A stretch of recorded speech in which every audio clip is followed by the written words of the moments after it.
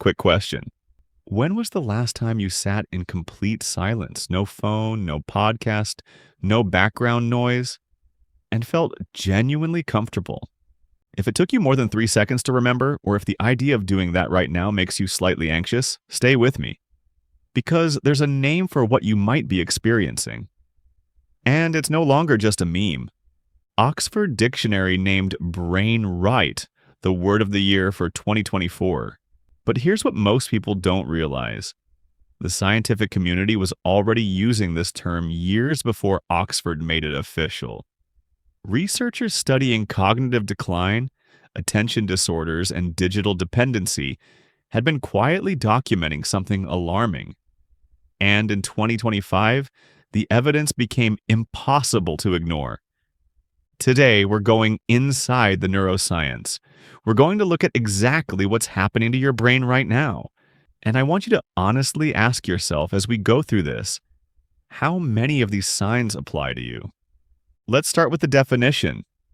And I mean the real one, not the internet version.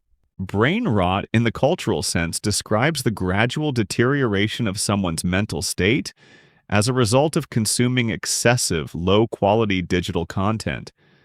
But the psychological reality runs much deeper than that. In July 2025, researchers published a peer-reviewed EEG study in which they monitored the brainwave activity of participants while they scrolled through social media. What they found stopped a lot of people in the field cold. Within just a few minutes of opening Instagram or TikTok, participants' brains began exhibiting neural activity patterns that were nearly identical to those seen in gambling addiction. Let that sit for a moment.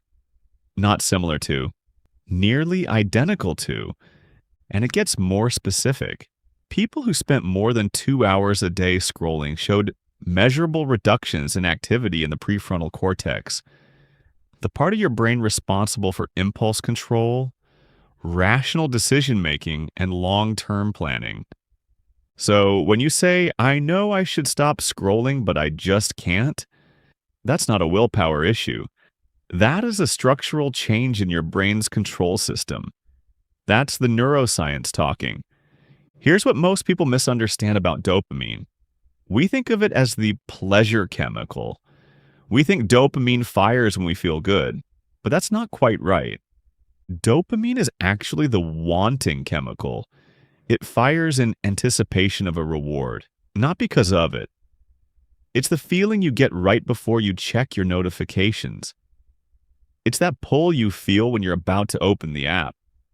The moment you actually check, dopamine drops, and then your brain immediately starts hunting for the next hit. Social media platforms understood this mechanism before most neuroscientists were willing to talk about it publicly. The infinite scroll, the variable reward of likes and comments, the algorithm that learns exactly which emotional state makes you most likely to keep watching. These are not accidents. They are engineered dopamine loops. And over time, your brain adapts. It begins pruning the neural pathways that require slow, effortful thinking, reading deeply, sitting with boredom, tolerating silence. And it reinforces the faster, easier reward pathway. The shortcut becomes the highway. The slow road gets overgrown. This is what researchers are calling neural pruning driven by digital dependency. And it is functionally what brain rot looks like inside a brain scanner. Now I want to walk you through 5 cognitive symptoms that psychologists associate with digital-induced brain rot. Be honest with yourself as I go through these. The first is a chronically shortened attention span. You sit down to read an article. 3 paragraphs in, your hand is already moving toward your phone. You start a movie and find yourself reaching for a second screen within 20 minutes. You cannot finish a thought without interruption because your own brain is interrupting you. The second is emotional flatness after scrolling. You spend an hour on TikTok or Instagram and come out the other end feeling nothing. Or vaguely worse, not entertained, not informed, just hollow. This is your dopamine system dysregulated. The stimulation was so high that normal life now registers as gray. The third is an inability to tolerate boredom. Standing in line? Phone comes out. Waiting for coffee? Phone comes out. Lying in bed trying to sleep? Phone. Boredom used to be generative. It was where creativity lived. If silence now feels unbearable, that is a clinical warning sign. The fourth is fragmented thinking. You notice your thoughts jumping from subject to subject without completing. You forget what you were about to say mid-sentence. Your inner monologue feels like a browser with 40 tabs open and no way to close any of them. This is the prefrontal cortex struggling to maintain coherence under cognitive overload. And the fifth is social comparison that feels involuntary. You don't consciously choose to compare yourself to what you see online. It just happens. And afterward, you feel smaller. This isn't a character flaw. It's your brain's social circuitry being hijacked by content that is specifically optimized to trigger status comparison. Here is what I need you to hold on to. The brain is not static. Neuroplasticity is real and it works in both directions. A 2025 clinical study found that significant cognitive recovery was measurable in participants after just 7 days of reduced screen exposure. Reaction times improved, anxiety decreased, sleep quality rebounded.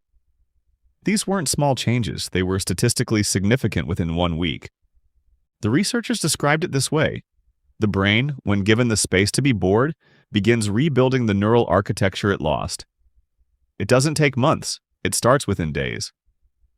The question isn't whether recovery is possible, it is. The question is whether you're willing to sit with the discomfort long enough for it to happen. And that discomfort, that craving for stimulation you'll feel when you put the phone down, that's not a sign that something is wrong with you. That's the sound of your brain beginning to heal. Brain rot isn't a joke. It's not just something Gen Z says on social media.